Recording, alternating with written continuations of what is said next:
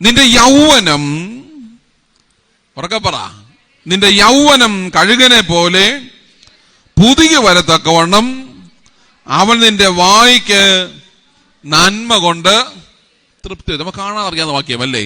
നിന്റെ യൗവനം കഴുകനെ പോലെ പുതുകി വരത്തക്കവണ്ണം അവൻ നിന്റെ വായ്ക്ക് നന്മ കൊണ്ട് തൃപ്തി വരുത്തും. അപ്പോ ദാവീദിന്റെ സങ്കീർത്തനങ്ങളിൽ ദാവീദ് മനോഹരമായി പ്രതിപാദിക്കുകയാണ് എങ്ങനെ ആത്മീകമായി യൗവനം നിലനിർത്താം. അതിന് മനോഹരമായി കണ്ടെത്തുന്ന പക്ഷി ആരാണ്? കഴുകൻ. എന്താ കഴുകന്റെ ഇംഗ്ലീഷ് പേര്? എന്താണ്? ഈഗിളോ? ഞങ്ങളുടെ നാട്ടിൽ ഈഗിള് പരുന്താ, വൾച്ചർ അല്ലേ? വൾച്ചർ. ഞാനും ഈ അടുത്ത കാലത്താണ് ഒരു കൂട്ടമായി ഒരു 100 കഴുകനെ ഒരുമിച്ച് കണ്ടത്. കണ്ടപ്പോഴേ നമുക്ക് ഇഷ്ടപ്പെട്ടോ? ഇഷ്ടപ്പെടില്ല. ഇഷ്ടപ്പെടുവോ? സത്തയെ കണ്ടാൽ ഇഷ്ടമാണ്, പ്രാവിനെ കണ്ടാൽ ഇഷ്ടമാണ്, പക്ഷെ കഴുകനെ കണ്ടാലോ? പരുന്തിനെയും ഇഷ്ടമാണ്, പക്ഷെ കഴുകനെ കണ്ടാൽ ഒരു തരത്തിൽ ഇഷ്ടപ്പെടില്ല. കാരണം ഈ അടുത്ത സമയത്ത് പാഴ്സികളുടെ ഒരു സംസ്കാര ശുശ്രൂഷയിൽ ഞാനൊന്ന് പങ്കെടുത്തു. ബാംഗ്ലൂരിലാണ്. എൻ്റെ ഒരു ഫ്രണ്ടാണ്.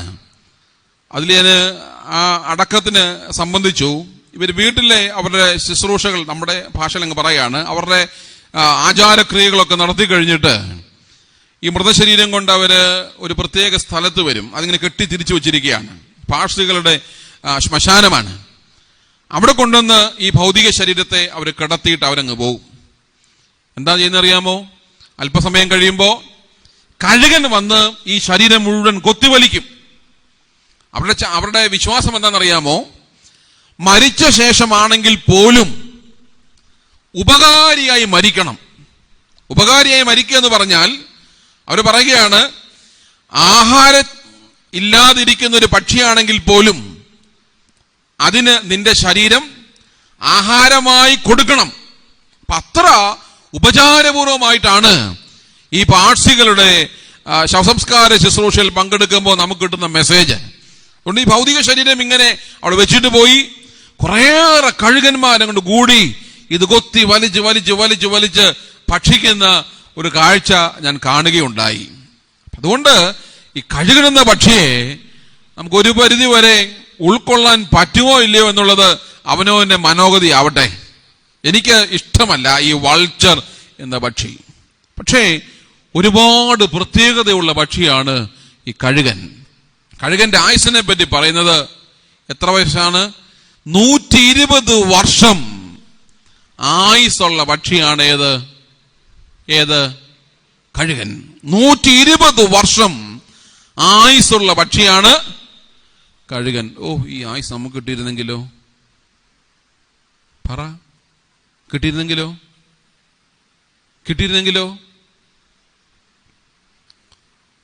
ഒരു മനുഷ്യനെ ഭയങ്കര ആഗ്രഹം, ഒരുപാട് നാള് ജീവനോടിരിക്കണം, മരിക്കരുത്. നിങ്ങൾക്ക് മരിക്കാൻ ഇഷ്ടമാണോ? മുണ്ടുന്നില്ലല്ലോ.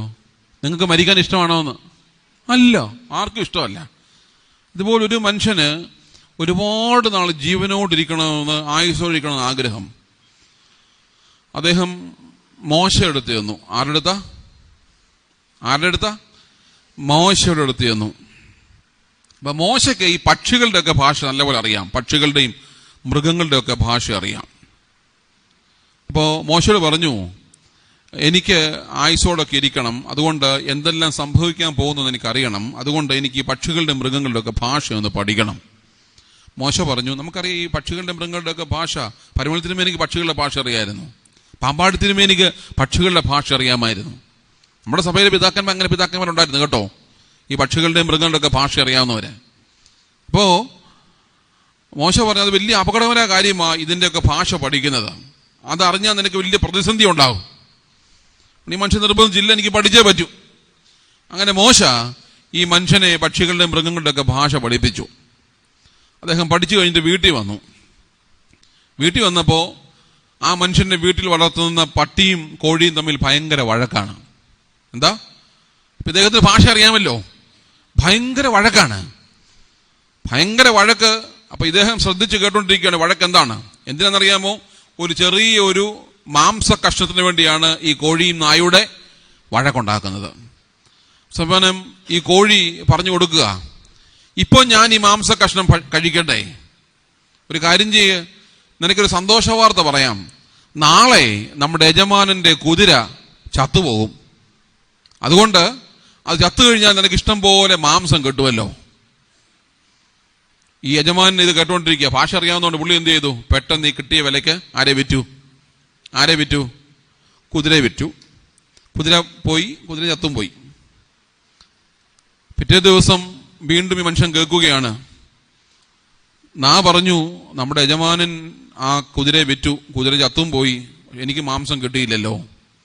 ഉടനെ ഈ കോഴി പറയാ, നാളെ നമ്മുടെ യജമാനന്റെ കഴുത ചത്തുപോകും, അതുകൊണ്ട് ആ കഴുത എത്താൽ നിനക്ക് ഒരുപാട് മാംസം ഭക്ഷിക്കാം. ഇത് കേട്ട യജമാനൻ എന്ത് ചെയ്തു? കഴുതയും വിറ്റു, കഴുതയും ചത്തുപോയി. മൂന്നാം ദിവസം യജമാനൻ കേൾക്കുക, പറയാ, വീണ്ടും എനിക്ക് ആഹാരം കിട്ടുമെന്ന് വിചാരിച്ചു, മാംസം കിട്ടുമെന്ന് വിചാരിച്ചു, കിട്ടിയില്ലല്ലോ. ഉടനെ ഈ കോഴി പറയാ, നാളെ നമ്മുടെ യജമാനൻ മരിച്ചു പോകും. യജമാനൻ മരിച്ചു പോയാൽ യജമാനൻ അടക്കമുണ്ട്, അടക്കത്തിന് ഒരുപാട് പേര് വരും, അവർക്കെല്ലാം ആഹാരം ഉണ്ടാക്കണം, നിനക്ക് ഇഷ്ടം പോലെ ആഹാരം കിട്ടും. യജമാനൻ ഓടി. എങ്ങോട്ടാ? മോശയുടെ ഓടി പറഞ്ഞു, മോശേ, ഏറെ പ്രതിസന്ധിയാ, ഞാൻ മരിച്ചു പോകും. ഈ ഭാഷയിൽ കോഴി പറയുകയാണ്, ഞാൻ മരിച്ചു പോകും. സത്യത്തിൽ എന്റെ കഴുതയും ചത്തു, എന്റെ കുതിരയും ചത്തു. മോശ പറയുകയാണ്, നിനക്ക് ജീവിക്കണമെങ്കിൽ നീ ഇന്ന് മരിക്കണം. എന്ത് ചെയ്യണം? നിനക്ക് ജീവിക്കണമെങ്കിൽ നീ ഇന്ന് മരിക്കണം. എങ്ങനെയാ മരിക്കേണ്ടത്? മോശ പറഞ്ഞു കൊടുക്കുകയാണ്, നീ പാപത്തിൽ ജീവിക്കുന്നതുകൊണ്ട് നീ മരിക്കും, നീ പാപമില്ലാതിരിക്കുവാണെങ്കിൽ നീ ജീവിക്കും. ഞാൻ പറഞ്ഞത്, ദീർഘായുസ് വേണമെന്ന് ആഗ്രഹം ഉണ്ടെങ്കിൽ ഒരു മരുന്നാണ്. പാപമുണ്ടെങ്കിൽ ഞാൻ മരിക്കും, പാപമില്ല എങ്കിൽ ഞാൻ ജീവിക്കും. അതുകൊണ്ട് നമ്മളുള്ള പാപത്തെ നാം ഇന്ന് കൊല്ലണം. അതാണ് മോശ പറഞ്ഞു കൊടുത്ത മരുന്ന്. ഇടയ്ക്ക് പറയുന്നേ. അപ്പം കഴുകന് 120 വയസ്സാണ് പ്രായം. എന്തൊരു ആയുസ് ദൈർഘ്യം അല്ലയോ? എന്താണ് പ്രിയപ്പെട്ടവരെ കഴുകന്റെ പ്രത്യേകത? നമുക്കറിയാം, 20 വയസ്സ് വരെയാണ് ഈ കഴുകന്റെ യൗവനം എന്ന് പറയുന്നത്. എത്ര വയസ്സാണ്? 20 വയസ്സ് വരെയാണ് കഴുകന്റെ യൗവനം. കഴുകന് ഒരുപാട് പ്രത്യേകതയുണ്ട്. ഒന്നാമത്തെ പ്രത്യേകതയാണ്, മഴമേഘങ്ങളെ മുറിച്ചു കടക്കുവാൻ പ്രാപ്തിയുണ്ട്.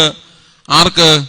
കഴുകന്. സാധാരണ പക്ഷികൾ മഴമേഘങ്ങൾ കണ്ടാൽ, പ്രത്യേകിച്ച് ദേശാടന പക്ഷികൾ മഴമേഘങ്ങൾ കണ്ടാൽ എവിടെയെങ്കിലും അത് സറണ്ടർ ചെയ്യും, അതിനെ സേഫായി സൂക്ഷിക്കുവാനായിട്ട് അത് കീഴടങ്ങും. എന്നാൽ മഴമേഘങ്ങളെ ഭേദിച്ചു പറക്കുവാൻ ത്രാണിയുള്ള പക്ഷിയാണ് കഴുകൻ. 2000 അടി ഉയരത്തിൽ പറക്കുവാൻ ത്രാണിയുള്ള പക്ഷിയാണ് കഴുകൻ. 2000 അടി നിസ്സാരപ്പെട്ട ദൈർഘ്യമൊന്നുമല്ല. 2000 അടി ഉയരത്തിൽ പറക്കുവാൻ പ്രാപ്തിയുള്ള പക്ഷി. 3, എത്ര ഉയരത്തിൽ പറന്നാലും താഴെയുള്ള ഇരകളെ കൃത്യമായി കാണുവാൻ പ്രാപ്തിയുള്ള പക്ഷി. അവസാനം പാറകൾക്കിടയിൽ കൂടുവെക്കുന്ന പക്ഷിയാണ് കഴുകൻ. പാറകൾക്കിടയിൽ കൂടുകൂട്ടുന്ന പക്ഷിയാണ് കഴുകൻ. ഇങ്ങനെ 4-5 പ്രത്യേകതകൾ കഴുകനുണ്ട്. ഇനി എന്താണ് കഴുകന്റെ യൗവനം?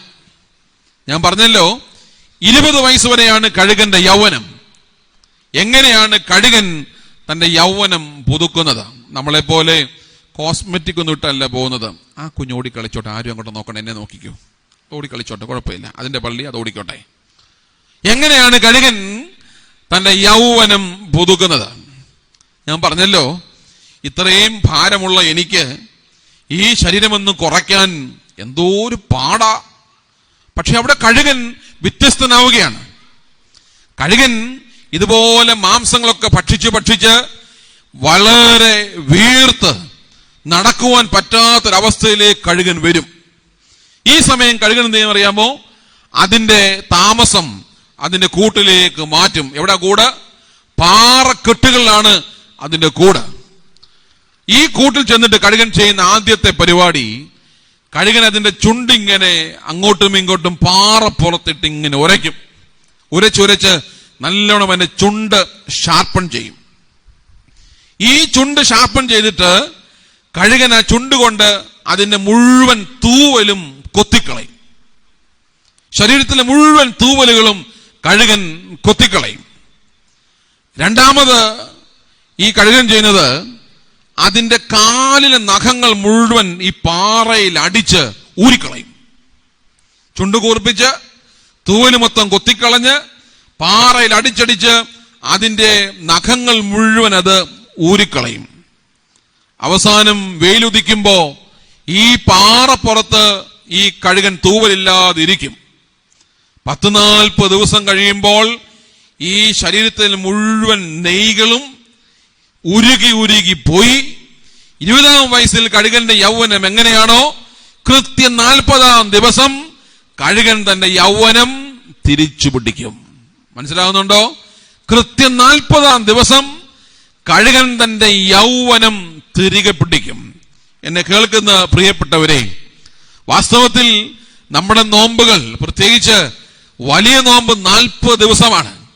ഒരു മനുഷ്യനെ സംബന്ധിച്ച് പറഞ്ഞാൽ അവന്റെ യൗവനം തിരിച്ചു പിടിക്കാൻ പറ്റിയ നാളുകളാണ് നോമ്പിന്റെ കാലയളവ്, പ്രത്യേകിച്ച് വലിയ നോമ്പിന്റെ കാലയളവ്. അജീർണതകൾ, ജീർണതകൾ എല്ലാം മാറ്റി നമ്മെ കൂട്ടിക്കളയുന്ന ശരീരത്തിന്റെയും മനസ്സിന്റെയും വികാരങ്ങളെയൊക്കെ അടക്കി ഒരു കഴുകനെ പോലെ യൗവനത്തിലേക്ക് മടങ്ങി വരുവാനായിട്ടുള്ള ഒരു വലിയ പ്രബോധനമാണ് ദാവീദ് ഈ സങ്കീർത്തനം 103-ാം സങ്കീർത്തനത്തിന്റെ 5-ാം വാക്യത്തിൽ പറയുന്നത്. നിന്റെ യൗവനം കഴുകനെ പോലെ പുതുകി വരത്തക്കവണ്ണം അവൻ നിന്റെ വായ്ക്ക് നന്മ കൊണ്ട് തൃപ്തിപ്പെടുത്തും. എന്നെ കേൾക്കുന്ന പ്രിയപ്പെട്ടവരെ, ഞാനും നിങ്ങളുമൊക്കെ ഇന്നലെയുടെ ദുഃഖങ്ങൾ ഓർത്ത് ഇങ്ങനെ ജീവിക്കുന്നവരാണ്. ഇന്നലെയുടെ സങ്കടങ്ങൾ ഓർത്ത് ഇങ്ങനെ ജീവിക്കുന്നവരാണ്. ഇന്നലെയുടെ പാപങ്ങൾ ഇന്നും ആവർത്തിച്ചുകൊണ്ട് ജീവിക്കുന്നവരാണ്. പിന്നെ എങ്ങനെയാണ് ഒരു യൗവനം നാം തിരികെ പിടിക്കുന്നത്? പിന്നെ എങ്ങനെയാണ് ഒരു ക്രൈസ്തവന് ആത്മീകമായ യൗവനം തിരിച്ചു വരുന്നത്? പിന്നെ എങ്ങനെയാണ് ഒരു ക്രൈസ്തവന് അവന്റെ ആത്മീക വസന്തകാലമായ യൗവനം തിരികെ പിടിക്കുവാൻ കഴിയുന്നത്? ഒരു കുരുവി അതിന്റെ കൂട് മുഴുവൻ നശിച്ചുപോയി, തീ വെച്ച് നശിപ്പിച്ചു. ആ കുരുവി ഒരു മരച്ചില്ലിൽ ഇങ്ങനെ മാറിയിരിക്കുകയാണ്. രാത്രി മുഴുവൻ ആ മരച്ചില്ലിൽ അങ്ങനെ ഇരുന്ന് പ്രഭാതമായപ്പോ ഈ കുരുവി പാട്ടുപാടാൻ തുടങ്ങി. ഇത് കേട്ടുകൊണ്ടിരുന്ന മറ്റൊരു കുരുവി ചോദിച്ചു, നിനക്കുള്ളതെല്ലാം നഷ്ടപ്പെട്ടിട്ടും നിനക്കെങ്ങനെയാണ് പാടാൻ പറ്റുന്നത്? നിനക്കുള്ളതെല്ലാം നഷ്ടപ്പെട്ടിട്ടും നിനക്ക് എങ്ങനെയാണ് പാടാൻ പറ്റുന്നത്? കുരുവി പറയാ, ഞാൻ ഇന്നലെയുടെ പരാജയങ്ങളെ ഓർത്തല്ല പാടുന്നത്. ഇന്നിൽ ഞാൻ എന്തായിരിക്കുന്നു എന്നുള്ള ബോധ്യതയോടുകൂടിയാണ് ഞാൻ പാടുന്നത്. ഇന്നലെയുടെ പരാജയങ്ങളെ ഓർത്തല്ല. ക്രൈസ്തവ ജീവിതത്തിന്റെ അപജയം എന്ന് പറയുന്നതും ഇന്നലെയുടെ പരാജയങ്ങളും ഇന്നലെയുടെ പാപങ്ങളും ഓർത്ത് നാം ഇന്നതിൽ ജീവിക്കുന്നതാണ്. എന്നാൽ ഇന്നായിരിക്കുന്ന സാഹചര്യങ്ങളിൽ വിശുദ്ധിയോടെ ജീവിക്കുവാൻ കഴിയുമ്പോഴാണ് ആത്മീകമായൊരു വസന്തം, ആത്മീകമായൊരു യുവത്വം നമ്മുടെ ജീവിതങ്ങളിൽ ഉണ്ടാക്കിയെടുക്കുവാനായിട്ട് കഴിയുന്നത് എന്നുള്ള കാര്യം നാം ഓർക്കണം. സ്വാമി വിവേകാനന്ദനെ നമുക്കറിയാമായിരിക്കും, അല്ലേ? സ്വാമി വിവേകാനന്ദനെ അറിയാമോ? അനേകായിരം ചെറുപ്പക്കാരെ തന്റെ ചുരുങ്ങിയ പ്രസംഗങ്ങളിൽ, പ്രത്യേകിച്ച് ചിക്കാഗോയിൽ നടന്ന മഹാസമ്മേളനത്തിലെ പ്രസംഗങ്ങളിൽ അനേക ചെറുപ്പക്കാരെ ആകർഷിച്ച ഒരു വിപ്ലവ നായകനായിരുന്നു സ്വാമി വിവേകാനന്ദൻ. സാത്വികനായ മനുഷ്യനാണ്, അല്ലേ? ഇങ്ങനെയൊക്കെ പ്രസംഗിക്കുമ്പോൾ നമ്മുടെ പള്ളികളുടെ അവസ്ഥയും ഏറെ പരിതാപകരമാണ്, അല്ലേ? ചെറുപ്പക്കാർ പള്ളിയിലുണ്ടോ? ഉറങ്ങിയോ? ചെറുപ്പക്കാർ പള്ളിയിലുണ്ടോ? ഉണ്ടേ തന്നെ എന്ത് ചെയ്യുമായിരിക്കും? കഴിഞ്ഞ ഞായറാഴ്ച ഞാൻ ആദ്യത്തെ വാഴ്വ് കൊടുക്കുമ്പോൾ, ആദ്യത്തെ പിതാവാം ദൈവത്തിന്റെ സ്നേഹം എൻ്റെ പള്ളി തന്നെയാ, ഏകജാതനായ പുത്രന്റെ കൃപ, പരിശുദ്ധാത്മാവ്, ഞാൻ ആ നോട്ടത്തിൽ എല്ലാവരും സ്കാൻ ചെയ്യും. പള്ളിയുടെ പോർച്ചിൽ ഈ ആദ്യ ഫലങ്ങൾ കൊണ്ട് വെക്കാൻ വേണ്ടി ഒരു ഡെസ്ക് ഇട്ടുണ്ട്. അവിടെ ട്രസ്റ്റിക്കോ സെക്രട്ടറിക്ക് ഇരിക്കുന്ന കസേരയുണ്ട്. ഒരു ചെറുപ്പക്കാരൻ ആദ്യത്തെ വാഴുവിന് അവിടെ ഇരിക്കുന്ന ഞാൻ കണ്ടതാ. ആദ്യത്തെ വാഴുവിന് അവിടെ ഇരിക്കുന്ന കണ്ടു. രണ്ടാമത്തെ വാഴ് വലിയവൻ രക്ഷിതാവുമായ യേശു മിശിഹാ ദൈവത്തിന്റെ കൃപ പറഞ്ഞപ്പോഴും അവിടെ ഇരിപ്പുണ്ട്. ഇങ്ങനെ കൊളുത്തുപോലെ കുനിഞ്ഞായിരിക്കുന്നേ. വിശുദ്ധ കുർബാന പടിഞ്ഞാറോട്ട് കൊണ്ടുവന്നപ്പോഴും അവിടെ ഇരിപ്പുണ്ട്. ശേലൂൻ ബെസ്ലോം മഹാനു ഹബീബായിൻ വാത്സല്യ സഹോദരൻ പറഞ്ഞപ്പോ പകുതിയായി പുള്ളി എണ്ണീറ്റ് എത്തിക്കുത്തി നോക്കുന്നു. എന്താ വായെന്ന് നമ്മുടെ ചെറുപ്പക്കാരുടെ അവസ്ഥ. ആത്മീയതയോടോ ദൈവത്തോടോ ഇവിടെ തന്നെയല്ല, എല്ലായിടത്തും അവസ്ഥ ഇതാണ്. +2 കഴിഞ്ഞാൽ വളരെ വേഗം ഇന്ത്യ വിടണം. പിന്നെ അപ്പം വേണ്ട, അമ്മ വേണ്ട. ഞാനും നിങ്ങളൊക്കെ ഇങ്ങനെ ബാങ്ക് ബാലൻസ് ഉണ്ടാക്കിയിട്ടേക്കുക. 2 നില വീടും. ഞാൻ ഇതെന്റെ പള്ളിക്കാരന് പറഞ്ഞു, അച്ചായ എത്ര ഏക്കർ കണ്ടമുണ്ട്? 15 ഏക്കർ കണ്ടമുണ്ട്. എത്ര ഏക്കർ പുരയിടമുണ്ട്? 1.5 ഏക്കർ പുരയിടമുണ്ട്. എവിടെയൊക്കെ വീടുണ്ട്? എറണാകുളത്തുണ്ട്, എടത്തുവായിലുണ്ട്, തിരുവല്ലായിൽ ഫ്ലാറ്റ് ഉണ്ട്. ഞാൻ വെറുതെയാ, വെറും വെറുതെയാ. ഒരു പ്രസംഗത്തിലെങ്കിലും ദൈവവചനത്തെങ്കിലും ആകർഷിക്കുന്ന ഒരു യുവാക്കളില്ലാത്ത ഒരു സമൂഹത്തിന്റെ അധപ്പതനമാണ് ഇന്ന് സംഭവിക്കുന്നത്. അവിടെയാണ് ഒരു കാലഘട്ടത്തിൽ 25,000-ത്തിലധികം വരുന്ന ചെറുപ്പക്കാരെ പ്രചോദിപ്പിച്ച ഒരു പ്രസംഗമുണ്ട്, സ്വാമി വിവേകാനന്ദന്റെ. സ്വാമി വിവേകാനന്ദൻ ആ പ്രസംഗം അവസാനിപ്പിക്കുന്നത് ഇങ്ങനെയാണ്: you are the creator of your own destiny. You are the creator of your own destiny. നീയാണ് നിന്റെ വിധികർത്താവ്. നമ്മൾ ആരെയും കുറ്റം പറഞ്ഞ വല്ല കാര്യമുണ്ടോ? ഉണ്ടോ? ഈ ലോകത്ത് ആരെയും കുറ്റം പറഞ്ഞിട്ട് യാതൊരു കാര്യമില്ല. അവനവന്റെ ജീവിതം നിയന്ത്രിക്കുന്നത് അവനവനാണ്. നീയാണ് നിന്റെ വിധികർത്താവ് എന്നുള്ളൊരു ബോധ്യതയോടെ നമ്മുടെ ജീവിതത്തെ ക്രമീകരിച്ചാൽ, അത് പ്രാർത്ഥനയ്ക്കോ നോമ്പിനോ ഉപവാസത്തിനോ ആരാധനയ്ക്കോ എന്തിനായിക്കൊള്ളട്ടെ, നമ്മുടെ ജീവിതത്തെ നമ്മൾ നിയന്ത്രിച്ചാൽ അതിനെയാണ് പറയുന്നത് യൗവനം എന്ന് പറയുന്നത്.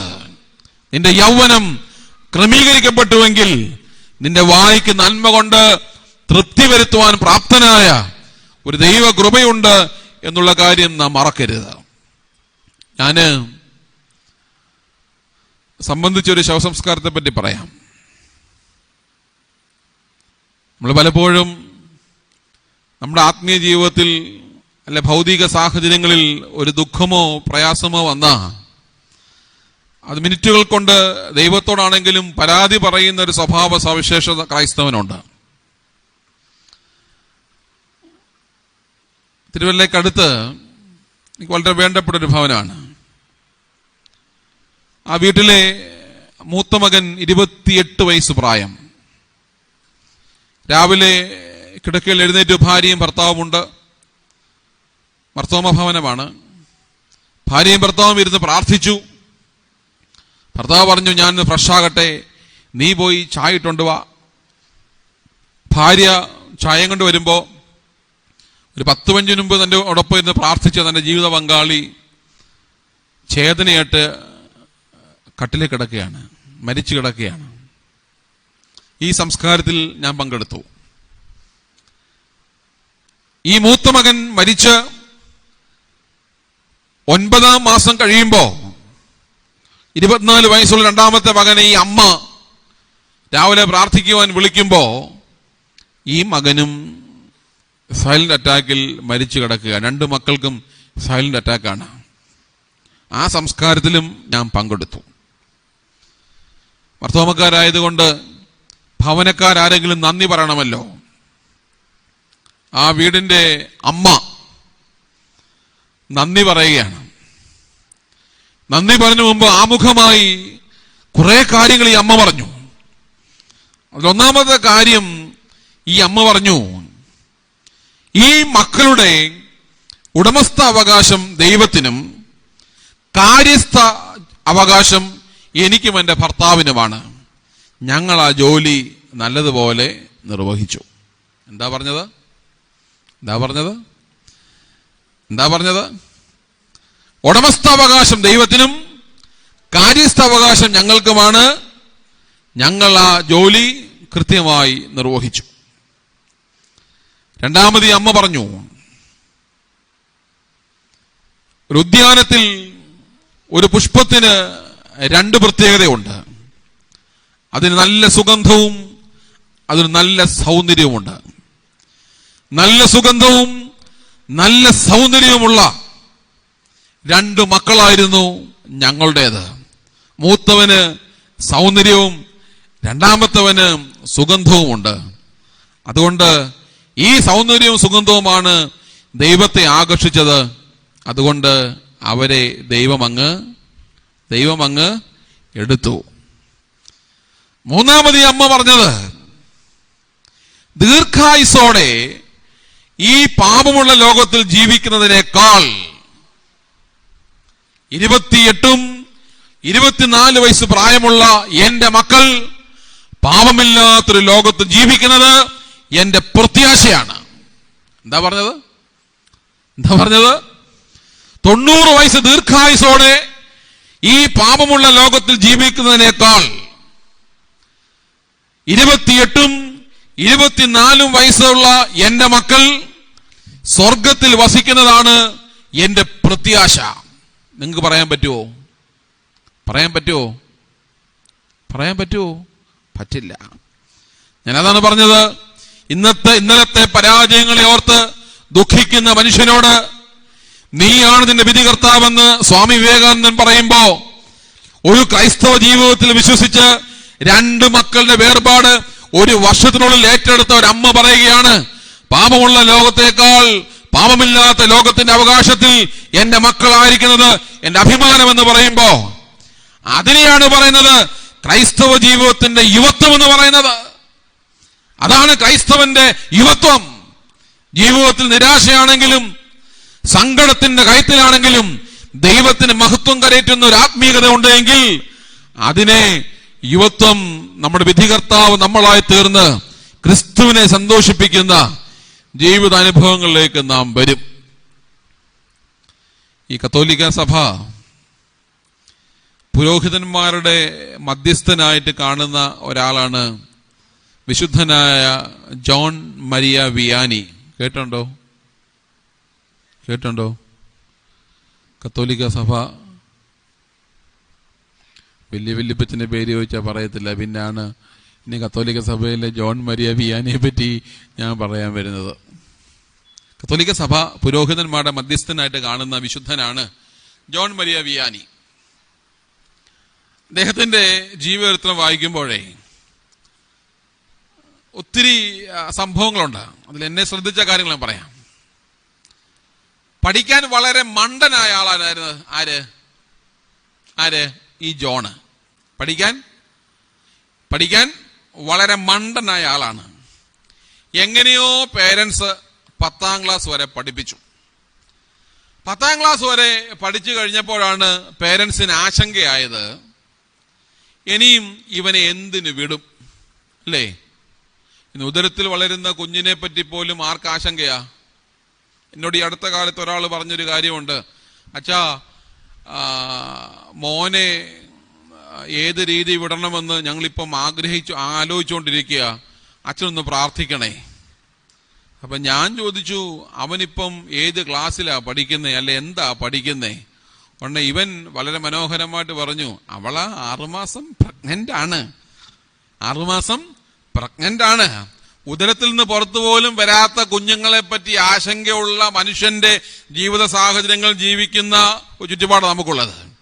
ഇവിടെയാണ് ജോൺ മരിയ വിയാനിയുടെ മാതാപിതാക്കൾ 10ാം ക്ലാസ് വരെ കഷ്ടിച്ച് പഠിപ്പിച്ച് അവനെ ജയിപ്പിച്ചെടുത്തു. മണ്ടനാണ്, വെറും മണ്ടനാണ്. അപ്പൊ അവസാനം പേരൻസ് ഒരു ധാരണയെത്തി, ഈ ജോണിനെ നമുക്ക് അച്ചമ്പട്ടത്തിന് വിടാം. അയ്യോ എന്തൊരു സന്തോഷം! എന്ന് പറഞ്ഞ അച്ഛന്മാരെല്ലാം മണ്ടന്മാരല്ല കേട്ടോ, മാറി നോക്കുന്നച്ചാ.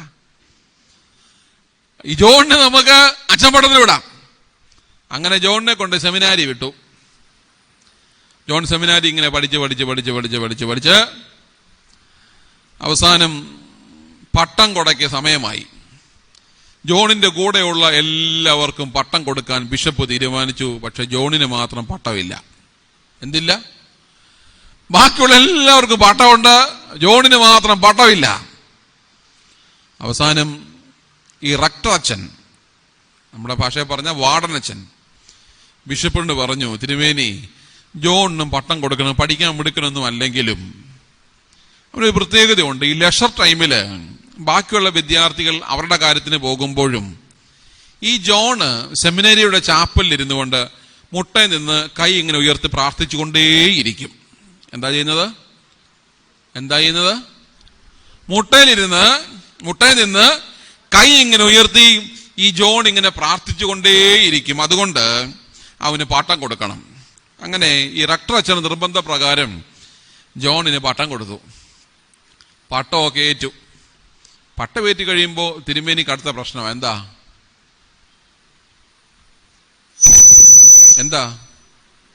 പട്ടമേറ്റ് കഴിയുമ്പോൾ തിരുമേനിക്ക് അടുത്ത പ്രശ്നം എന്താ? മിണ്ടുന്നില്ലല്ലോ. പള്ളി കൊടുക്കണമെന്നേ. എന്ത് കൊടുക്കണം? ഇത് വലിയ പ്രശ്നമല്ലേ? അല്ലേ? നമുക്കൊക്കെ ആരെ ഇഷ്ടം? നമ്മുടെ പള്ളി വരേണ്ട ആൾ എങ്ങനെയാണ് നമ്മുടെ ഇഷ്ടം? കൺസെപ്റ്റ് എങ്ങനെയാ? ഇത് വലിയ പ്രശ്നമാണ്. കാരണം എന്താ? എല്ലാവർക്കും കൊച്ചച്ഛനെ മതി. ആരെ മതി? കൊച്ചച്ഛനെ മതി, അല്ലേ? ചിലടത്താണ് ഈ ഫാൻസുകാർ അങ്ങോട്ട് കൂടി വലിയ പ്രശ്നമാണ്. ഞാൻ ഒരു പള്ളിയിൽ ചാർജ് എടുക്കാൻ ചെന്നു. അതിന്റെ 1 മാസം കഴിയുമ്പോൾ അവിടുത്തെ പെരുന്നാളാണ്. അപ്പൊ അവിടുത്തെ യുവന പ്രസ്ഥാനക്കാരും പള്ളി മാനേജിങ് കമ്മിറ്റി 3-4 പേര് വന്ന് പറഞ്ഞു, അച്ഛാ ഇങ്ങനെ അച്ഛന്റെ നല്ല സൂപ്പർ കുർബാനയാ. എന്താ കുർബാനയാ? സൂപ്പർ കുർബാനയാ. ഈ അച്ഛനെ ഒന്ന് വിളിക്കണം. എനിക്കാണെങ്കിൽ അതൊട്ട് താല്പര്യമില്ല. കാരണം ദൈവത്തിൻ്റെ പരിശുദ്ധ രഹസ്യങ്ങളൊക്കെ പുറത്താക്കിയ ഒരാളാണ്. അതുകൊണ്ട് എനിക്ക് താല്പര്യമില്ല. ഞാൻ ഒന്നും വഴക്കുണ്ടാക്കാൻ ചെന്നല്ല ഉള്ളു. വഴക്കുണ്ടാക്കാൻ പറ്റുമോ? ഞാനൊന്നും മിണ്ടിയില്ല. ഞാനന്ന് സെമിനാരിൽ പോയി. അവിടെ ചെറിയ പെരുന്നാളായിരുന്നു. ഞാൻ സെമിനാർ ചെന്ന് പട്ടക്ഷേത്രത്തിൻ്റെ കബറിനെ പ്രാർത്ഥിച്ചു. ഞാൻ തിരുമേനി അപാര ബുദ്ധിമാനല്ലേ? ഈ പ്രതിസന്ധിയിൽ 1 മാസം ആകുന്നുള്ള പള്ളിയിൽ ചെന്നിട്ട് അടുത്ത മാസം പെരുന്നാളാ. ഈ പ്രതിസന്ധിയിൽ നിന്ന് കരകയറുവാനായിട്ട് ഒരു വഴി പറഞ്ഞു തരണേ തിരുമേനി എന്നൊക്കെ പ്രാർത്ഥിച്ച് എണ്ണ തൂത്തങ്ങൾ തിരിഞ്ഞപ്പോൾ ദാണ്ട ബാബാതിരുമേനി ഇരിക്കുന്നവിടെ. ഞാൻ നേരെ എന്നു. ഞാൻ തിരുമേനി ഞാൻ ഇപ്പോൾ ഈ പള്ളിയിലാണ്. തിരുമേനി പെരുന്നാളിന് കാർമ്മികത്വം വഹിക്കാൻ വരണം. ഞാൻ വരാൻ കുട്ടി. അങ്ങനെ ബാബ വന്നോണ്ട് ഞാൻ രക്ഷപ്പെട്ടു. ആർക്കും തടയാൻ പറ്റുമോ? പറ്റില്ല. പോട്ടെ. ഞാൻ പറഞ്ഞത് ഇങ്ങനെ ഫാൻസുകാർ ഇങ്ങനെ കൂടി വരിക. അതുകൊണ്ട് ട്രാൻസ്ഫർ സമയമാകുമ്പോഴത്തേന് അന്വേഷണമുണ്ട്. ആരാ നമ്മുടെ പള്ളിയിൽ വരുന്ന അച്ഛൻ? ആരാ? പാട്ട് എങ്ങനെയുണ്ട്? പ്രസംഗം എങ്ങനെയുണ്ട്? അല്ലയോ? നിങ്ങളെ പറ്റിയല്ല പറയുന്നത് കേട്ടോ, നിങ്ങളെ പറ്റിയല്ല. അപ്പോ ജോൺ മണ്ടനായതുകൊണ്ട് ബിഷപ്പ് ആകെ ആംഗലപ്പായി ഈ മനുഷ്യനെ, ഈ അച്ഛനെ എവിടെ കൊണ്ട് പള്ളി കൊടുക്കും? ചരിത്രം ഇങ്ങനെയാണ് പറയുന്നത്. കാടന്മാരുടെ സ്വഭാവമുള്ള ഒരു കൂട്ടം ആളുകളുള്ള ഒരു പള്ളിയിലേക്ക് ഈ അച്ഛനെ വിട്ടു. ആരുടെ സ്വഭാവ? ഉറക്കപ്പറ. കാടന്മാരുടെ സ്വഭാവമുള്ള പള്ളിയിലേക്ക് ജോണച്ചനെ വിട്ടു. വളരെ ദീർഘമായ മണിക്കൂറിൽ യാത്രയുടെ ഒരു പള്ളിയാണ്. അച്ഛൻ അവിടെ ചെന്നു. അച്ഛൻ ആദ്യത്തെ കത്തോലിക്കരൊന്നും കുർബാന ഉള്ളതല്ലോ, ആദ്യത്തെ കുർബാനയൊക്കെ ചൊല്ലി ആളുകൾ പറഞ്ഞു, ഇപ്പൊ ഞങ്ങൾ അങ്ങ് നന്നാകും. കാടന്മാരുടെ സ്വഭാവമല്ലേ, ഇപ്പോൾ ഞങ്ങൾ അങ്ങ് നന്നാകും. ഇങ്ങനെ പല പരിഹാസങ്ങളൊക്കെ പറഞ്ഞു. പക്ഷെ അച്ഛൻ എന്ത് ചെയ്യും? കുർബാന കൊല്ലും, തിരിച്ചിറങ്ങി വരും.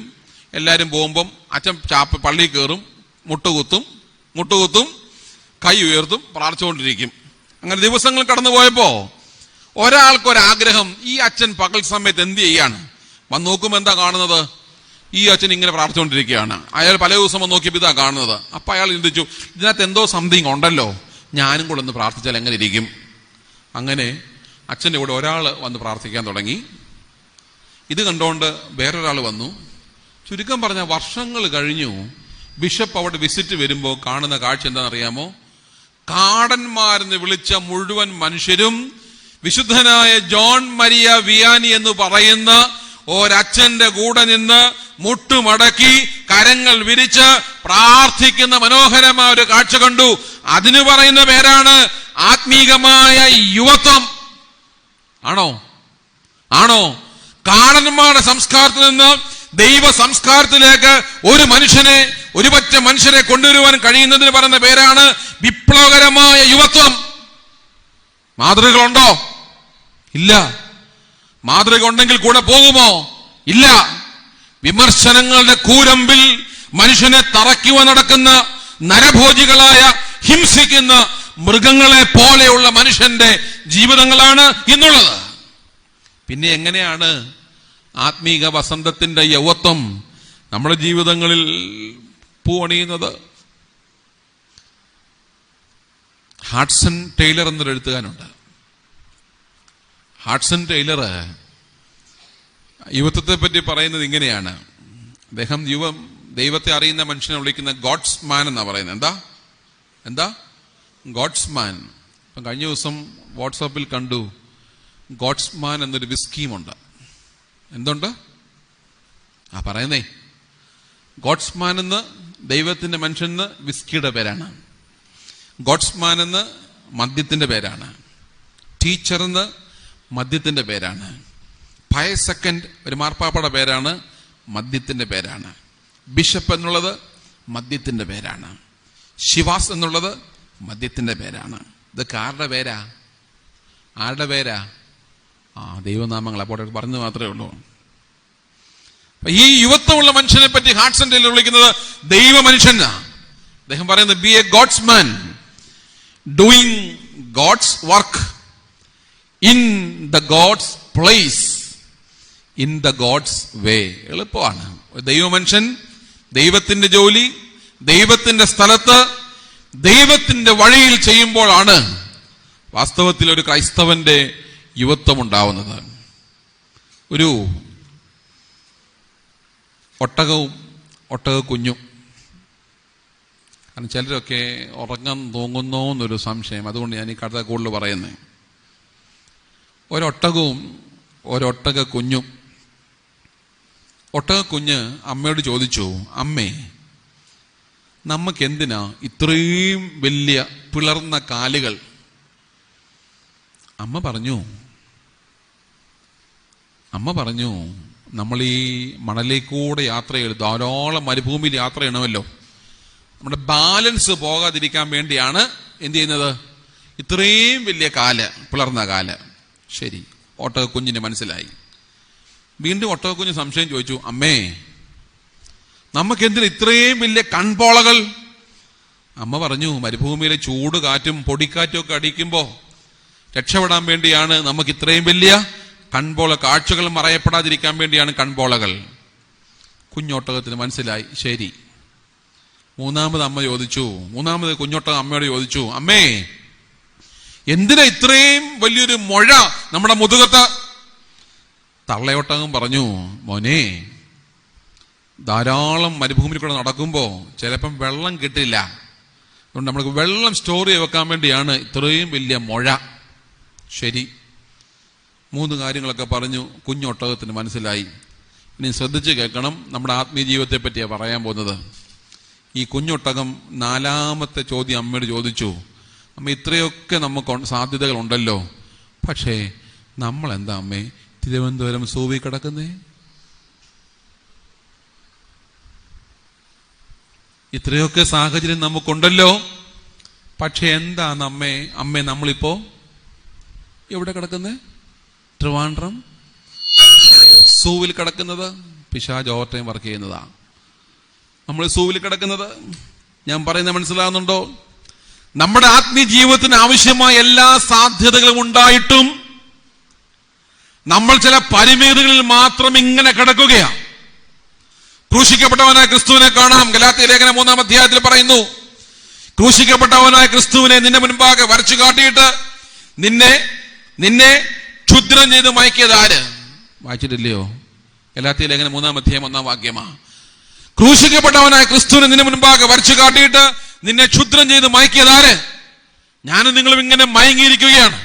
നമ്മുടെ പരിമിതികൾ മാത്രം ഓർത്തുകൊണ്ട് നാം ഇരിക്കുകയാണ്. സൂവിൽ കഴിയുന്ന ഒട്ടകത്തെ പോലെ നാം ഇരിക്കുകയാണ്. എന്തെല്ലാം സാധ്യതകൾ നമ്മുടെ മുൻപാകെ ഉണ്ട്.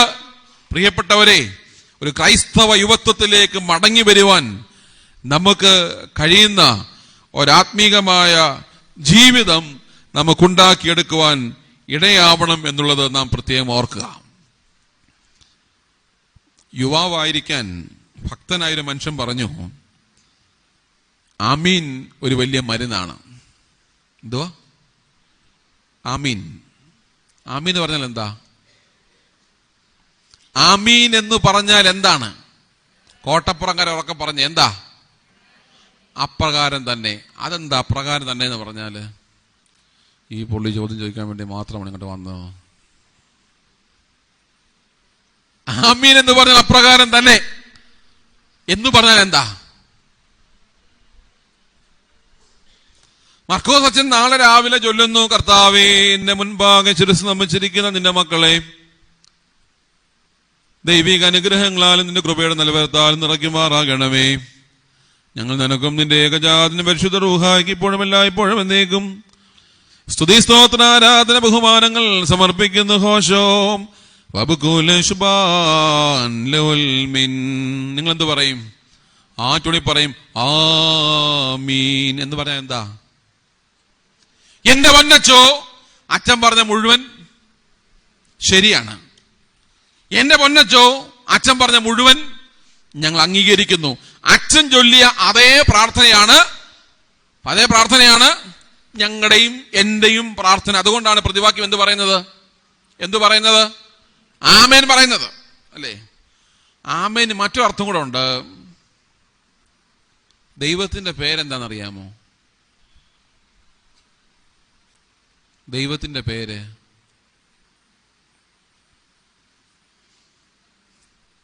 വെളിപ്പാട് പുസ്തകം വായിച്ചിട്ടുണ്ടോ? വായിക്കാൻ ഇഷ്ടമല്ല, പോകുന്ന കാര്യമാ അല്ലേ? എസ്കറ്റോളജിക്കൽ തിങ്കിങ്, യുഗാന്ത്യത്തിൽ സംഭവിക്കാൻ പോകുന്നത്. പേടിപ്പിക്കും. വീട്ടിൽ പോയി വെളിപ്പാട് വായിക്കണം. അസൈൻമെന്റ് തരികയാണ്. ആമേൻ എന്ന് ഞാൻ നിന്നോട് അരുളി ചെയ്യുന്നു. ആമേൻ ആരാപ്പം? ദൈവത്തിന്റെ മറ്റൊരു പേരാണ് ആമേൻ. മനസ്സിലാവുന്നുണ്ടോ? ദൈവത്തിന്റെ മറുപേരാണ് ആമേൻ. ഭക്തനായ മനുഷ്യൻ പറഞ്ഞത്, യുവത്വം നിലനിർത്തുവാനായിട്ട് ആമേൻ നല്ലതാണ്. എന്താണ് നല്ലത്? ആമേൻ. എന്നിട്ട് ഈ ഭക്തനായ മനുഷ്യൻ ഈ ആമേനെ പറ്റി 4 നിർവചനം കൊടുത്തു. ആമേന് AMEN A4. അദ്ദേഹം പറയാണ്, എഗ്രി വിത്ത്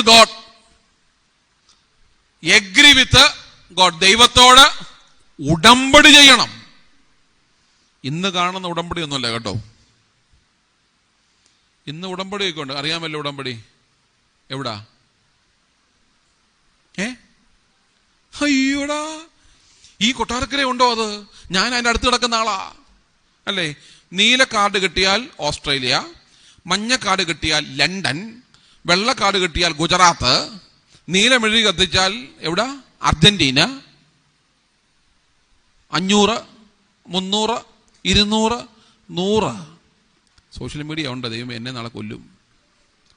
എങ്കിൽ ഞാനങ്ങ് പറയുക, എന്തോ ഒരു ബോധക്കേടായി കാണിക്കുന്നേ, എന്തോ ഒരു വിവരക്കേടായി കാണിക്കുന്നത്.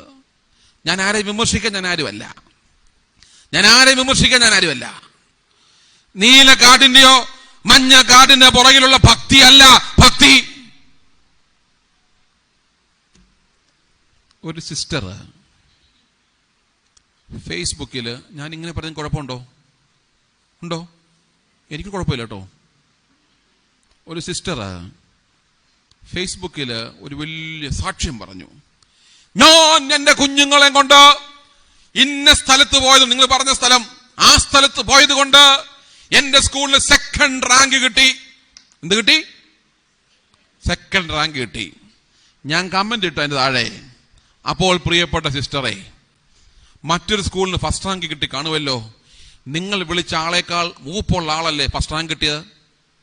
പറ ആണോ അല്ലയോ? എന്റെ പ്രിയപ്പെട്ടവരെ, ഞാൻ സ്നേഹത്തോട് പറയാം, മണ്ടന്മാരാകരുത്. നീലക്കാടിലും ചുമന്ന കാടിലും പ്രിയപ്പെട്ട മർക്കോസ് അച്ഛൻ, ഞാനങ്ങ് തുറന്നങ്ങ് പറയാ, എനിക്കൊന്ന് മലങ്കര സഭയിൽ ഏറ്റവും കൂടുതൽ ദൈർഘ്യമുള്ള സമയമെടുത്ത് അനേകർക്ക് വേണ്ടി പ്രാർത്ഥിക്കുന്ന തുയോബോ ശുശ്രൂഷ നടത്തുന്ന വൈദികനാണ് മർക്കോസ് അച്ഛൻ.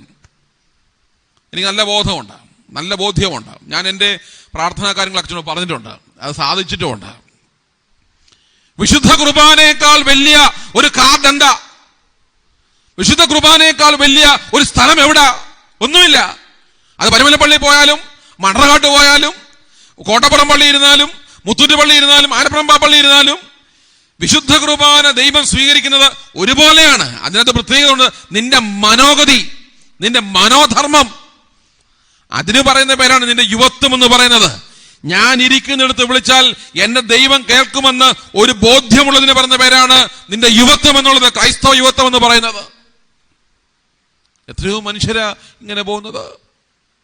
അഗ്രി വിത്ത് ഗോഡ്, ദൈവത്തോട് കൂടെയുള്ള ഒരു ഉടമ്പടിയാണ് യുവത്വത്തിന്റെ ഒന്നാമത്തെ ആഹാരം എന്ന് ഭക്തനായ മനുഷ്യൻ പറയുന്നു. രണ്ടാമത്തെ മനുഷ്യൻ പറയുകയാണ് മൂവ് വിത്ത് ഗോഡ്, ദൈവത്തോട് കൂടെ നടക്കണം. പഴയ പിതാക്കന്മാരുടെ ജീവിതം നമുക്ക് അറിയാമല്ലോ, ദൈവം കൂടെ നടന്നവരാണ്. മൂവ് വിത്ത് ഗോഡ്, ദൈവത്തോട് കൂടെ നടക്കണം. ആത്മീകമായ യുവത്വത്തിന്റെ രണ്ടാമത്തെ ഭാവമാണ്. 3 എൻഡ് വിത്ത് ഗോഡ്, ദൈവത്തോട് കൂടെ എല്ലാം അവസാനിക്കണം. എന്താ അവസാനിക്കുന്നത്? അതിന് പെട്ടിയില്ലാന്ന് മാത്രം അവസാനിക്കും. അതല്ല, എല്ലാം ദൈവത്തോട് കൂടെ തുടങ്ങണം, ദൈവത്തോട് കൂടെ അവസാനിക്കണം. ഈ ഭക്തനായ മനുഷ്യൻ അവസാനം പറഞ്ഞു, ആത്മീകമായ യുവത്വത്തിൽ അവസാനം ആമേൻ എന്ന ആഹാരത്തോട് പറയുകയാണ് നേച്ചർ ഓഫ് ഗോഡ്, ദൈവത്തിന്റെ പ്രകൃതം, ദൈവത്തിന്റെ സ്വരൂപം, ദൈവത്തിന്റെ സാദൃശ്യം, അത് മനസ്സിലാക്കുവാനായിട്ടുള്ളൊരു കഴിവ് നമുക്കുണ്ടാവണം. നേച്ചർ ഓഫ് ഗോഡ്, ദൈവത്തിന്റെ പ്രകൃതത്തിൽ നമുക്കാകുവാൻ ഇടയാവണം. ഇങ്ങനെയെങ്കിൽ മാത്രമേ ആത്മീകമായ യൗവനം നിലനിർത്തുവാനായിട്ട്, ക്രൈസ്തവ യൗവനം നിലനിർത്തുവാനായിട്ട് കഴിയുകയുള്ളൂ. ഈ ഹൈന്ദവ വിശ്വാസത്തിൽ 3 മാർഗത്തെ പറ്റി പറയുന്നുണ്ട് യൗവനം നിലനിർത്താൻ. എന്തൊക്കെയാ?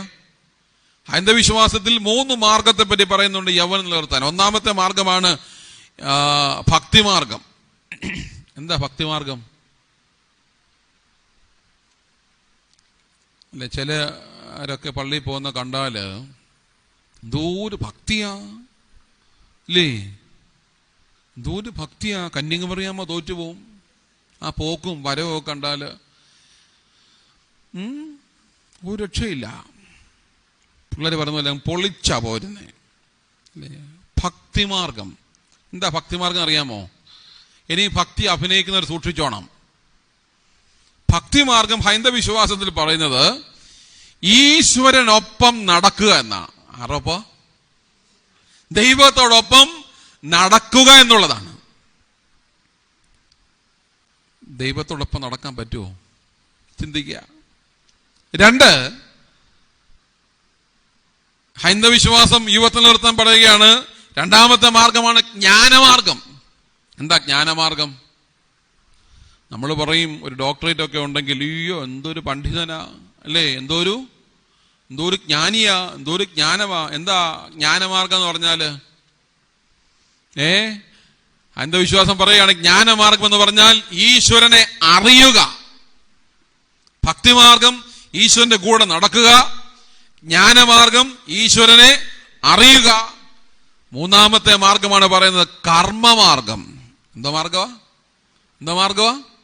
കർമ്മമാർഗം എന്ന് പറയുന്നത് എന്താ? ഈശ്വരനെ കാണിച്ചു കൊടുക്കുക. പറ്റുമോ?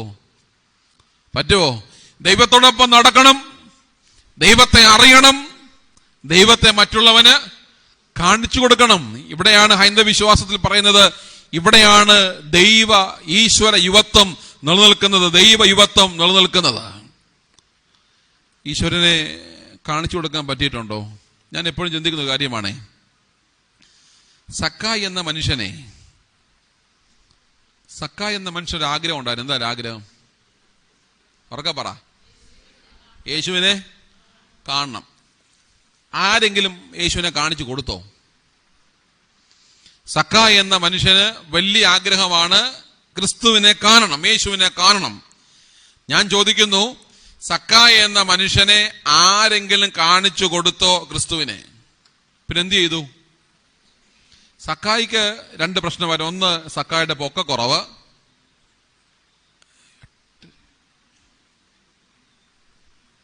സക്കായിയുടെ പൊക്കക്കുറവ്.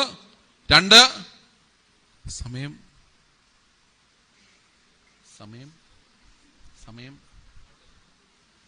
10 മിനിറ്റ് കൂടെ അച്ഛൻ വെച്ചിട്ടുണ്ട്. നിങ്ങൾക്ക് കുഴപ്പമില്ലല്ലോ. സക്കയുടെ പൊക്കക്കുറവ് സക്കയുടെ പ്രശ്നമായിരുന്നു. 2, ഈ തിങ്ങിക്കൂടുന്ന ആൾക്കൂട്ടം. ഇത്രയും ആൾ കൂടിയത് കൊണ്ട് സക്കായിക്ക് എന്ത് പറ്റത്തില്ലായിരുന്നു? ആരെ കാണാൻ പറ്റത്തില്ല. പക്ഷെ എന്നെ ചിന്തിപ്പിച്ച കാര്യം ഇതാണ്, ഈ മനുഷ്യർക്കാർക്കും ക്രിസ്തുവിനെ സക്കായിക്കൊന്ന് കാണിച്ചു കൊടുക്കാനോ പരിചയപ്പെടുത്താനോ പറ്റിയില്ല. പക്ഷേ ഒരു കാട്ടത്തിക്ക് കഴിഞ്ഞു ക്രിസ്തുവിനെ കാണിച്ചു കൊടുക്കുവാൻ. ഞാൻ ചോദിക്കുന്നതേ, നല്ല ഒലിവായി നട്ട എനിക്കും നിങ്ങൾക്കും എപ്പോഴെങ്കിലും ഒരിക്കലെങ്കിലും ക്രിസ്തുവിനെ കാണിച്ചു കൊടുക്കാൻ പറ്റിയിട്ടുണ്ടോ? അതുകൊണ്ട് ഈശ്വരൻ ദൈവത്തോടൊപ്പം നടക്കണം, ദൈവത്തെ അറിയണം, ദൈവത്തെ കാണിച്ചു കൊടുക്കുന്ന ഒരു യുവത്വത്തിന്റെ ഭാവം, ഒരു ക്രൈസ്തവ യുവത്വത്തിന്റെ ഭാവം നമുക്കുണ്ടാക്കിയെടുക്കാൻ കഴിയണം. മുരുകൻ കട്ടാക്കട എന്ന് പറയുന്ന ഒരു കവിയെ നിങ്ങൾക്ക് അറിയാമായിരിക്കും അല്ലേ? അറിയാമല്ലോ. കേട്ടുണ്ട്. ഒത്തിരി കവിത പാടുന്ന പിള്ളേരൊക്കെ ഉണ്ട് ഇപ്പം അല്ലേ? അദ്ദേഹത്തിന് 2 വരികളാണ്. ശിവം എന്നിൽ നിറയുമ്പോൾ ശിവനായി മാറിയിടും, ശിവമെന്നിൽ മറയുമ്പോൾ ശവമായി മാറിടും, ഇവ തമ്മിലുള്ളോരന്തരം കേവലം ഒരു വള്ളി മാത്രം. കേട്ടുണ്ടോ? ഇല്ല. ശിവമെന്നിൽ നിറയുമ്പോൾ ശിവനായി മാറിടും, ശിവമെന്നിൽ മറയുമ്പോൾ ശവമായി മാറിടും, ഇവ തമ്മിലുള്ളോരന്തരം കേവലം ഒരു വള്ളി മാത്രം. അദ്ദേഹം ശിവൻ എന്ന് പറയുന്ന ദൈവസങ്കല്പത്തിൽ പറയുന്നതാ. പക്ഷെ നമ്മൾ ചിന്തിച്ചേ, ദൈവമുള്ളിലുള്ള മനുഷ്യന് ദൈവത്തെ പോലെ ആകുവാൻ കഴിയും. അവനാണ് 33.5 വയസ്സുകാരന്റെ ആർജവത്വമുള്ളവൻ. ആർക്കാ 33.5 വയസ്സുള്ളവൻ?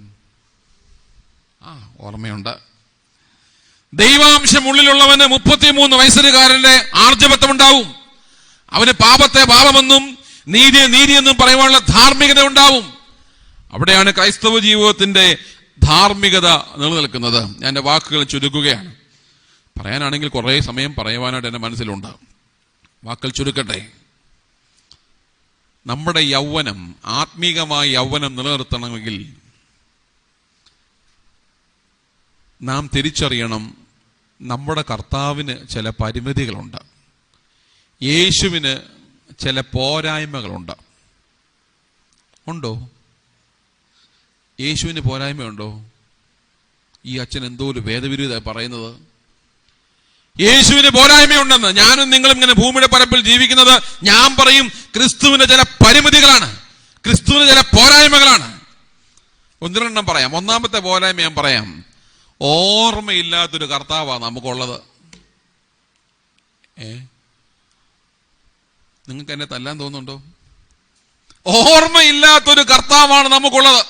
ഞാൻ ഉദാഹരണം പറയാം. ലോകപ്രകാരം മനുഷ്യൻ വിധിച്ച് പാപിയാണെന്ന് മുദ്രകൊത്തി കാരാഗ്രഹത്തിൽ അടച്ചൊരു മനുഷ്യനാണ് കർത്താവിന്റെ ഒപ്പം ക്രൂശിൽ തൂക്കിയത്. ആണോ അല്ലയോ? നമ്മൾ വിധി എഴുതി ഇവൻ പാപിയാണ്. പക്ഷെ കർത്താവ് ഏറ്റു പറഞ്ഞപ്പോ അവനോട് എന്താ പറഞ്ഞത്? നീ ഇന്ന് എന്നോടുകൂടെ കർത്താവ് അവന്റെ പഴയ കാലമല്ല ഓർമ്മ വെച്ചോ? പറ. നമ്മളാണെങ്കിലോ, ഒരു വൈരാഗ്യം ഒരുത്തനോടെങ്കിലും ഉണ്ടെങ്കിൽ അത് വെച്ച് അവനൊരു ദുരന്തമോ ദുഃഖമോ വന്നു ചേർന്നാൽ നമ്മൾ ആദ്യം പറയും കണക്കായി പോയി, അവൻ അത് തന്നെ കിട്ടണം. ആണോ അല്ലയോ? നിങ്ങളെ പറ്റിയല്ല കേട്ടോ. അവന്റെ ചെയ്തത് അവന്റെ സന്തതി പോലും അനുഭവിക്കും, രക്ഷപ്പെടില്ല പറയും. രണ്ടാമത് കർത്താവിന്റെ ഒരു പ്രശ്നമാണ് ഞാൻ പറഞ്ഞില്ല, ഓർമ്മയില്ലാത്ത കർത്താവാണ്.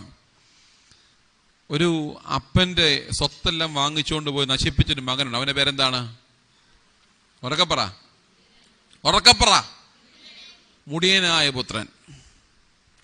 ആർക്ക് പറ്റി? ക്രൈസ്തവന് പറ്റി. യാക്കോബ് ശ്ലീഹയുടെ ലേഖനം പറ, ഒരേ ഉറവയിൽ നിന്ന് കയ്പും മധുരവും പുറപ്പെടുകില്ല, ഒന്നിൽ കയ്പോ അല്ലെങ്കിൽ മധുരമോ. പോട്ടെ. അപ്പൊ മുടിയനായ പുത്രൻ നമ്മൾ പറയുന്നത് ധൂർത്തപുത്രൻ. മടങ്ങി വന്നപ്പോ അപ്പം വല്ലതും പറയുന്നുണ്ടോ?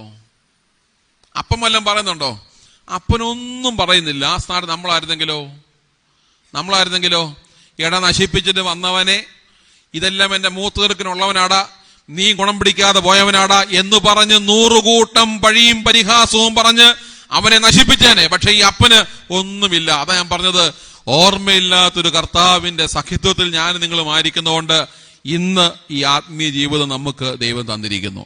2, കണക്കറിയാൻ വയ്യാത്തൊരു കർത്താവാണ് ഉള്ളത്. എന്തറിയാൻ വയ്യ? മാത്തമാറ്റിക്സ് കണക്കറിയാൻ വയ്യാത്തൊരു കർത്താവ്. ഒരു ബംഗാളിയെ പണിക്ക് വിളിച്ചാൽ രാവിലെ 9 മണി മുതൽ 5 മണി വരെ ജോലി ചെയ്താൽ എത്ര രൂപ കൊടുക്കും അവന്? 800 രൂപ കൊടുക്കും. ഇവിടെ ബംഗാളിലുണ്ടോ? ഉണ്ട്. ഞങ്ങളുടെ നാട്ടിൽ ഒത്തിരി ഉണ്ട്, സുലഭമാണ്. മലയാളി ഇല്ല, ബംഗാളി മാത്രമേ ഞങ്ങളുടെ നാട്ടിലുള്ളൂ. 800 രൂപ അവന് കൊടുക്കും. രാവിലെ 9 to 5 അല്ലേ? ഉച്ചയ്ക്ക് അവൻ പോയാൽ എത്ര രൂപ കൊടുക്കും? 400 രൂപ കൊടുക്കും. 11 മണിക്ക് പോയാൽ 250 200 രൂപ കൊടുത്ത് അവൻ ഒഴിവാക്കും. നമ്മുടെ മാത്തമാറ്റിക്സ് അങ്ങനെയാണ് അല്ലേ? കർത്താവ് 3 മണിക്കും 6 മണിക്കും 9 മണിക്കും 12 മണിക്കും എല്ലാം തോട്ടത്തിൽ പണി ചെയ്യാൻ പറഞ്ഞു. കൂലി എങ്ങനെയാ കൊടുത്തത്? എങ്ങനെ കൊടുത്തു? ഒരേ കൂലി കൊടുത്തു. അതിന്റെ അർത്ഥം എന്താ? കണക്കറിയാമോ കർത്താവിന് കണക്കറിയാമോ? ഇല്ല. പിതാക്കന്മാർ ഈ ഭാഗത്തെ പറ്റി പറയുന്നത് അനുതാപബോധം എന്നാ പറയുന്നത്. നിനക്ക് ഏതെങ്കിലും സമയത്തൊന്നും ഗതി ഉണ്ടായാൽ മതി, ഒരു അനുതാപം ഉണ്ടായാൽ രക്ഷപ്പെടുമെന്നാ പറയുന്നത്. മനസ്സിലായിരുന്നോ? ഏതെങ്കിലും സമയത്ത് നിനക്കൊരു അനുതാപം ഉണ്ടായാൽ രക്ഷപ്പെടുമെന്നാ പറയുന്നത്. പിതാക്കന്മാരുടെ വ്യാഖ്യാനം അങ്ങനെയാണ്. പക്ഷേ കണക്കറിയാൻ വയ്യാത്തൊരു കർത്താവ്, 100 ആടുള്ളൊരു മനുഷ്യനെ ഒന്ന് നഷ്ടപ്പെട്ടു, 99 ഉണ്ട്. നമ്മൾ എന്ത് ചെയ്തേനെ? നമ്മുടെ അമ്മച്ചിമാര് പണ്ട് കോഴി അടവെക്കും ഇല്ലേ? മക്കളെ, കോഴി അടവെക്കുന്ന അറിയാമോ? ഇന്നലെ ഒരാൾ പറഞ്ഞു, ഇതിനെപ്പറ്റി സംസാരിച്ചപ്പോൾ ഒരാൾ പറഞ്ഞു, ഞങ്ങൾക്കറിയാം, വീട്ടിൽ ഞങ്ങളുടെ മമ്മി വാഴയിലേക്കകത്ത് തേങ്ങാപ്പീര വെച്ചുണ്ടാക്കുന്ന അടയാന്ന്. പിള്ളേർക്ക് അറിയില്ല, അതുകൊണ്ടാ. അട വെക്കുക എന്ന് പറഞ്ഞാൽ കോഴി അട വെക്കുക. നിങ്ങൾ കണ്ടുണ്ടോ? ഉണ്ട്. കോഴി അട വെക്കുന്ന എങ്ങനെ നിങ്ങൾക്ക് അറിയാം അല്ലേ? മാനം കാണാതെ ഒറ്റ സംഖ്യയിലെടുക്കുന്ന മുട്ട ഒരു പാത്രത്തിൽ, ഒരു ചട്ടിയിൽ അടിയിൽ ഇരുമ്പൊക്കെ വെച്ച് മണ്ടയ്ക്ക് ചകിരിയോ അല്ലെങ്കിൽ കച്ചിയോ അല്ലെങ്കിൽ ഉമിയോ ഇട്ട് അത് ലെവൽ ചെയ്ത് അടുപ്പിലെ കരിക്കട്ട കൊണ്ട് ഓരോ മുട്ടയിലും ഭസ്മോദാബോ അല്ലേ? അമ്മച്ചി ഓരോ കുരിശൊക്കെ വരയ്ക്കും. അമ്മച്ചി അച്ഛനാവും. ഓരോ കുരിശൊക്കെ വരച്ച് അമ്മച്ചി ഇങ്ങനെ 23 അല്ലെങ്കിൽ 25 ഒറ്റ സംഖ്യ വരുന്ന അങ്ങനെ അട വെച്ച് കഴിഞ്ഞിട്ട് കോഴിയെ പിടിച്ച് മണ്ടക്കിരുത്തും. ഇരുത്തും. ഇരുത്തി കഴിഞ്ഞിട്ട് ഈ അമ്മച്ചി ഒരു പ്രഖ്യാപനം നടത്തും. എന്താ? എന്റെ പുണ്യാളച്ച, 23 കോഴിക്കുഞ്ഞിനെയും കാക്കക്കേടും പരുന്നും കേടും കൂടാതെ കിട്ടിയാൽ ഒന്നിനെ ആർക്ക് തരാം? പുണ്യാളച്ചന് തരാം. ഞാൻ ചിന്തിക്കുന്നതേ, ഇനി 23 കോഴിയെ നോക്കേണ്ട ഉത്തരവാദിത്വം ആർക്കാ? ആർക്കാ? പുണ്യാളച്ചനാ. മനസ്സിലായോ? ഒരെണ്ണം പോയാൽ ആർക്ക് കോഴി പോയി? പുണ്യാളച്ചന് കോഴി പോയി. നമ്മുടെ പഴയ മനുഷ്യന്റെ ഒരാത്മീയത അതവിടെ നിൽക്കട്ടെ, അതിനകത്തൊരു വിശുദ്ധിയുണ്ട്, പോട്ടെ. ഞാൻ പറഞ്ഞു വന്നത്, 99 ആടിൽ 1 പോയാൽ നമ്മൾ ആഗ്രഹിക്കുന്ന എന്താണ്? 99 എണ്ണത്തിൽ ഒന്നല്ല പോയുള്ളൂ, ബാക്കി 99 ലാഭമാണ് എന്ന് പറഞ്ഞാൽ 60 എണ്ണം എനിക്ക് മുതലാകും, 39 എണ്ണം എനിക്ക് ലാഭമാകുമെന്ന് കാണുന്ന ഒരു മനുഷ്യ സമൂഹത്തോട് ക്രിസ്തു പറയുകയാണ്, ഒന്നിനെ അന്വേഷിച്ച് വന്നു. ഞാനും നിങ്ങളും ഈ ഭൂമിയുടെ പരപ്പിൽ ഇന്ന് ജീവിക്കുമ്പോ എന്നെ നിന്നെയും തപ്പി വന്ന ഒരു ക്രിസ്തു ഉണ്ട്. ആ ഒന്നാരാണ്? ഞാനും നീയുമാണ്. മനസ്സിലാകുന്നുണ്ടോ? ആ ഒന്ന് ഞാനും നീയുമാണ്. അതുകൊണ്ട് ഓർമ്മയില്ലാത്തൊരു കർത്താവും കണക്കറിയാൻ വയ്യാത്തൊരു കർത്താവും ഉള്ളത് കൊണ്ട് ഞാനും നീയും ഒക്കെ ഇന്ന് ഭൂമിയിൽ ഇങ്ങനെ ഞെളിഞ്ഞ് ജീവിക്കുന്നു. മനസ്സിലാകുന്നുണ്ടോ? ഈ ഭൂമിയിൽ ഇങ്ങനെ ഞെളിഞ്ഞ് ജീവിക്കുന്നു. എന്നെ കേൾക്കുന്ന പ്രിയപ്പെട്ടവരെ, ക്രിസ്തുവിനെ അനുഗമിക്കുന്നവനെ പറ്റി പറയുന്നത് അവൻ എന്നും യുവാവായിരിക്കും. അവൻ ഈ ലോകത്തിൽ ഒന്നിനെയും പേടിയില്ല. നമ്മൾ വലിയ പാട്ട് പാടുമല്ലോ, കഷ്ടങ്ങൾ, കണ്ണുനീർ, ചങ്കത്ത് വെച്ച് പറയാൻ പറ്റുമോ? ചങ്കത്ത് വെച്ച് പറയാൻ പറ്റുമോ? നമ്മൾ വലിയ വിപ്ലവങ്ങളാണ് പറയുന്നത്. കഷ്ടങ്ങൾ സാരമില്ല, കണ്ണുനീർ സാരമില്ല അല്ലേ? പ്രിയന്റെ വരവിൽ ധ്വനി മുഴങ്ങും പ്രാക്കളെ പോലെ നാം പുഷ്പഗിരി പോയിരിക്കുക മണിക്കൂറുകളോളം, ഹാർട്ട് പേഷ്യന്റ് നോക്കാതിരിക്കുക, sugar, pressure, cholesterol, cooker, sugar എല്ലാം ഉണ്ട്, അല്ലേ? എല്ലാം ജീവിതത്തിലുണ്ട്. പക്ഷേ ഇങ്ങനെ കെട്ടിപ്പിടി ജീവിച്ചുകൊണ്ടിരിക്കുക. എന്നെ കേൾക്കുന്ന പ്രിയപ്പെട്ടവരെ, ക്രിസ്തുവിനെ അനുധാവനം ചെയ്യുന്നവന്റെ ജീവിതം എന്ന് പറയുന്നത് നിത്യ വസന്തമാണ്, നിത്യ യൗവനമാണ്. അതുകൊണ്ട് ക്രിസ്തുവിനെ ഭക്ഷിക്കുകയും ക്രിസ്തുവിനെ അറിയുകയും ചെയ്യുന്നവൻ യൗവനത്തിന് ഉടമസ്ഥകളാകും എന്നുള്ള പൂർണ്ണമായ തിരിച്ചറിവ് നമുക്കുണ്ടാവട്ടെ എന്ന് പ്രത്യേകമായിട്ട് പ്രാർത്ഥിക്കുന്നു.